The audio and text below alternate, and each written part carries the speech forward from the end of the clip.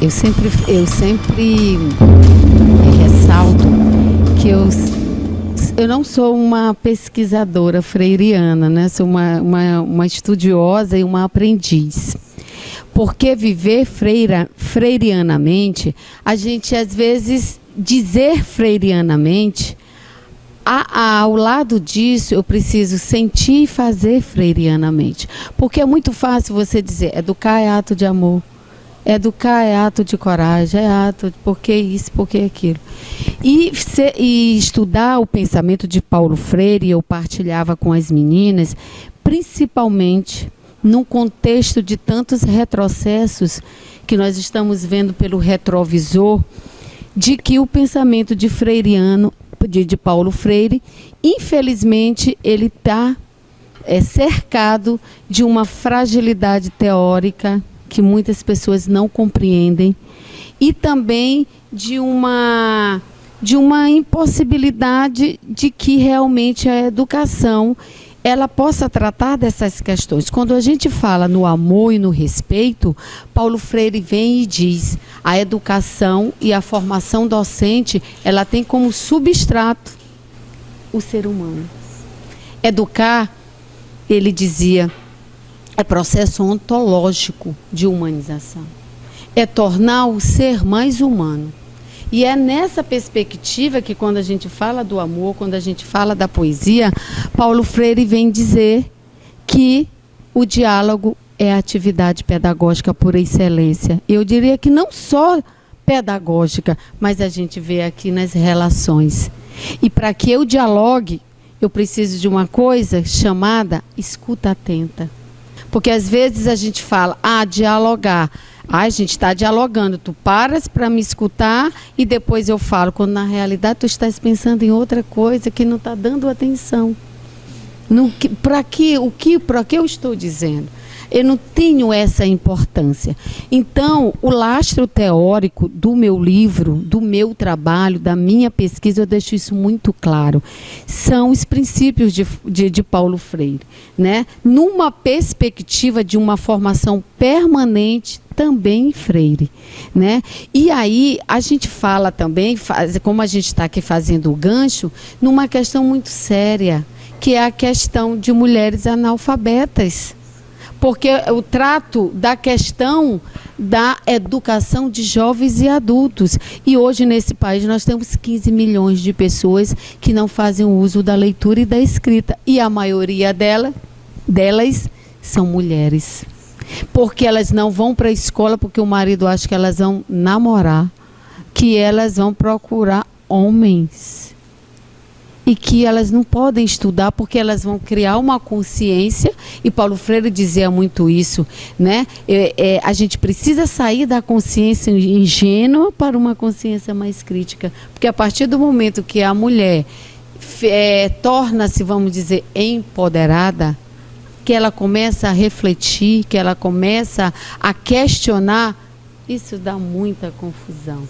Né? Então a gente tem esse viés também, esse viés da mulher analfabeta, né? Que quando ela procura possibilidades de ser mais, porque Paulo Freire também diz, nós temos uma vocação ontológica de ser mais, não é ser melhor do que o outro. Esse ser mais é nessa perspectiva que nós colocamos aqui, né? De emancipação, ser mais em todos os sentidos. Então, é interessante que a gente, urgentemente, a gente procure ver, olhar, estudar o pensamento e as concepções freirianas na sua essência. Porque a gente costuma pegar mesmo os fragmentos, né, de Paulo Freire, e a gente não entende o que é o diálogo em Freire, o que é a problematização em Freire, né, que realmente ele tem um viés bastante significativo. Então, eu estou muito feliz, né, poder também partilhar esse momento com vocês de troca, né, de saberes, porque a pedagogia freiriana, ela tem isso, o respeito, a humanização, o diálogo e a transformação. E na pesquisa com os professores, a gente também é notório o desencanto, o desalento de ser professor. de ser educador. Nós estamos perdendo essa essência, né? E quando a gente vai entrevistar um professor, ele diz assim, sim, apesar de todas as dificuldades, o que você tem feito para transformar não é o mundo, é para transformar a sua sala de aula. Ele diz, nada. Nada? Será que nada? Que eu não faço nada? Né? E Paulo Freire dizia isso, relacionando ao amor e ao respeito. Educar é impregnar de sentido cada ato cotidiano. Tudo o que eu faço, né, com a sua singularidade, com o pensar, e é nessa perspectiva de humanização. Para ele, o substrato humano, ele é essencial na pedagogia de Paulo Freire.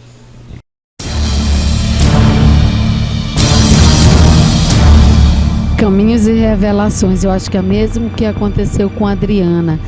Quando a gente porque assim, quando a gente vai pesquisar e que a gente vai fazer as análises da pesquisa, a gente pergunta uma coisa e elas revelam outras. E a gente tem que ter muito cuidado, porque esse trabalho é fruto da dissertação de mestrado que a gente tem 2 anos. Então a gente precisa fazer um recorte, né? E aí, exatamente o que ele vai colocando. Na pesquisa, foi interessante o que o Mário está colocando, porque eu e a minha orientadora, Ana Maria Saul, que coordena a cátedra Paulo Freire na PUC São Paulo, lá que eu fiz o mestrado, e então, quando a gente vai analisar a pesquisa, no meu caso, eu tive que, como uma tecelã, ir puxando os fios.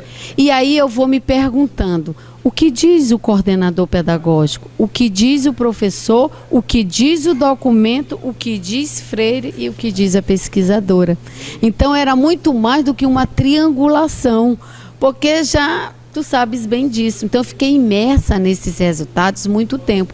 E o interessante da pesquisa é que nós utilizamos um diferencial, a trama conceitual freiriana, onde a gente coloca o tema central, que é a formação permanente, e fomos trabalhando os princípios freirianos na formação. Então, formação permanente que exige diálogo, que pressupõe conteúdos significativos, que possibilita transformação da realidade e que requer problematização.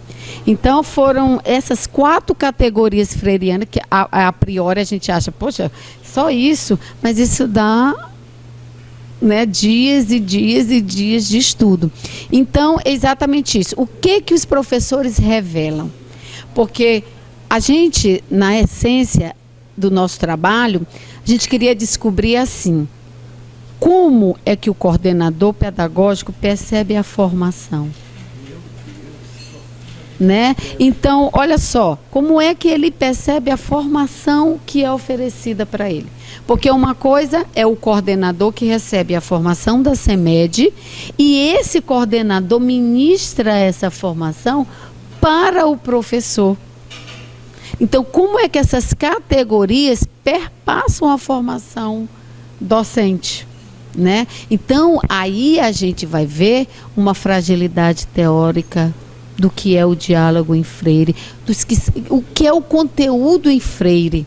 E Paulo Freire sempre dizia, eu não sou contra conteúdo, nunca fui, mas é preciso perguntar, conteúdo para quê? Para quem? A favor de quem? Contra quem? Ninguém está dizendo que não é para dar os conteúdos, e ele sempre foi muito mal interpretado em tudo o que dizia. Paulo Freire dizia assim, eu preciso conhecer a minha realidade. Aí diziam, não, mas Paulo Freire disse que é para morrer no local. Ele disse, gente, eu disse que para eu sair daqui, para eu chegar ali, eu preciso sair daqui, mas eu nunca disse que era para eu morrer ali. Né? Então, a cátedra Paulo Freire, ela me permitiu isso, o dizer, o sentir e o fazer freirianamente, né? Nessa perspectiva.